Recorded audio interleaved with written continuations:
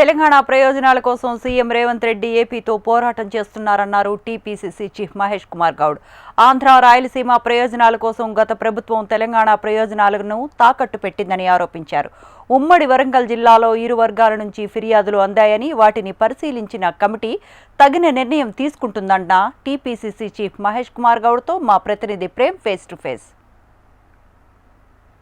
రాజకీయ పరిస్థితులపై మనతో పాటు మాట్లాడడానికి టీపీసీసీ చీఫ్ మహేష్ కుమార్ గౌడ్ ఉన్నారు. సార్ చెప్పండి, ఒకవైపు బనకచెర్ల, మరొక వైపు పోలవరం, రెండింటిపై కూడా కాంగ్రెస్ పార్టీ అటు గురు శిష్యుల బంధంలో భాగంగానే తెలంగాణకు రావాల్సినటువంటి వాటాను అప్పజెప్తుందని బీఆర్ఎస్ నాయకులు విమర్శించారు. దీనిపై అసలేని ఆరోపణలు చేయడము టీఆర్ఎస్ బీఆర్ఎస్ నాయకులకు అలవాటు. రేవంత్ రెడ్డి గారికి నీటి వాటా విషయంలో స్పష్టత ఉంది.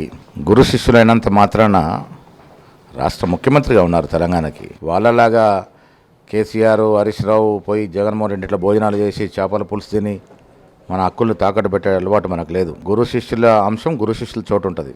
తెలంగాణ విషయానికి వచ్చినప్పుడు ఎక్కడ కూడా రాజీ అనే మాటే ఉండదు. అది బనకచెర్లనే కావచ్చు, గోదావరి నీటి వాటా విషయంలో కావచ్చు, కృష్ణా జలాల విషయంలో కావచ్చు.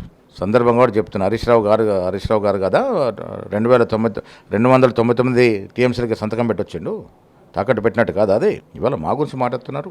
కాంప్రమైజే ఉండదు, వాళ్ళని కట్టుకొని ఇచ్చే అవకాశమే లేదు. మన వాటా మనకు రావాల్సిందే.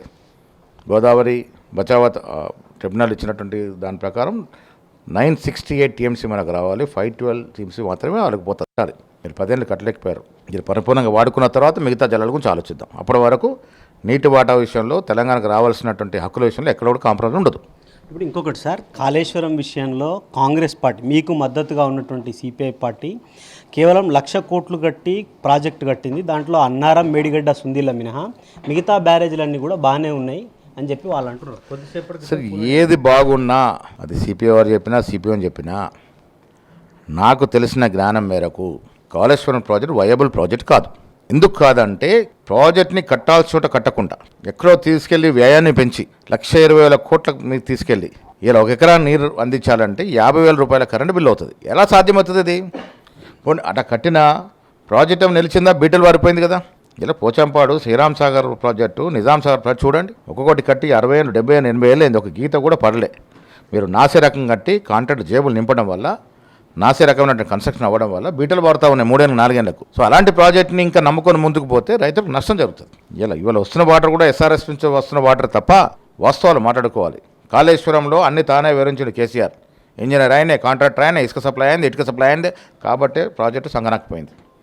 సో ఇవాళ దానివల్ల ప్రజల యొక్క సొత్తు నష్టం జరిగింది. అది పనికి రాకుండా పోయింది. దాన్ని పరిపూర్ణంగా ప్రక్షాళన చేయాల్సిన అవసరం ఉంది. అదేవిధంగా వాటర్ విషయంలో కూడా వాళ్ళేదో కళ్ళబొల్లి మాట చెప్పినంత ప్రజలు నమ్మరు. వాటాల విషయంలో ఎక్కడ కూడా కాంప్రమైజ్ ఉండదు కాంగ్రెస్ ప్రభుత్వాన్ని. ఉమ్మడి వరంగల్ జిల్లాకు సంబంధించి మాజీ ఎమ్మెల్సీ కొండా మురళి కొద్దిసేపటి క్రితం నిన్న కూడా వ్యాఖ్యలు చేసినారు. ఉమ్మడి వరంగల్ జిల్లాకు సంబంధించినటువంటి ఇష్యూ మీ దగ్గరికి ఏమైనా వచ్చిందా? కొండా సురేఖ ఇరువైపులా వారు కంప్లైంట్ ఇచ్చున్నారు. మేము పంపినటువంటి అబ్జర్వర్స్ క్షేత్రస్థాయిలో ఉన్నారు. వాస్తవాలు తెలుసుకొని రిపోర్ట్ ఇవ్వాల్సిందిగా కోరడం జరిగింది. మహమ్మద్ అజారుద్దీన్కి సంబంధించి ఏదైతే జూబ్లీహిల్స్కు మేము పోటీకి నేను ఉన్నాను, నాకు రాహుల్ గాంధీ కానీ లేకపోతే కేసీ వేణుగోపాల్ హామీ ఇచ్చారు, నేనే బరిలో ఉన్నా, సోషల్ మీడియాలో వచ్చిన కథనాలను నమ్మకండి అని చెప్పి తానే స్వయంగా నేనే బరిలో ఉన్నా అని చెప్పి బరిలో ఉన్నానని చెప్పుకుంటే తప్పులేదు. పోటీ చేసే ఆసక్తి ఉంది నాకు, చేస్తారని చెప్తే తప్పులేదు. బట్ అది ఫైనల్ కాదు, అది అధికారికం కాదు. కాంగ్రెస్ పార్టీలో ప్రొసీజర్ ఉంటుంది. అజరుద్దీన్తో సహా మిగతా ఆశించే అభ్యర్థితో అప్లికేషన్ పెట్టుకోవాలి. పీఈసీలో చర్చ ఉంటుంది, వడపోత ఉంటుంది, ఆ తర్వాత సిఈసీకి పోతుంది, సిఈసీ తర్వాత సిడబ్ల్యూసీ అంతిమ క్యాండిడేట్, సింగిల్ క్యాండిడేట్ డిక్లేర్ చేస్తుంది. అప్పటి వరకు అందరూ ఓపిక పట్టాల్సిందే. స్థానిక సంస్థల ఎన్నికల విషయంలో ఎప్పుడు వస్తాయి సార్ ఎన్నికలు? ఒకవైపు మంత్రులు సీతక్క కానీ పొంగులేటి, చాలా విషయాలు దాంట్లో చర్చ అవసరం ఉన్నది. 24న మా పిఏసీ ఉంది, దాంట్లో చర్చిస్తాము. చర్చిన తర్వాత ఈ రిజర్వేషన్తో కూడుకున్న అంశము, అందులో కోర్టులో ఉన్న అంశం కాబట్టి చాలా జాగ్రత్తగా పరిశీలించిన తర్వాత నిర్ణయం తీసుకుంటారు. మొదటి నుంచి మీరు కామారెడ్డి డిక్లరేషన్ ఖచ్చితంగా అమలు చేస్తామని చెప్తున్నారు. ఆ డిక్లరేషన్ మేరకే, ఆ హామీ మేరకే స్థానిక సంస్థల ఎన్నికలు జరుగుతాయి పోవాలనేది నా అభిమతం. ఆ దశగా ప్రయత్నాలు జరుగుతూ ఉన్నాయి. ఇది స్థానిక సంస్థల విషయంలో ఒకవైపు కోర్టు నిర్ణయాలను పాటిస్తూనే ముందుకు వెళ్తామని చెప్పేసి కూడా టీపీసీసీ చీఫ్ మహేష్ కుమార్ గారు చెప్తున్నారు. కెమెరామెన్ శ్రీకాంత్తో ప్రేమ్.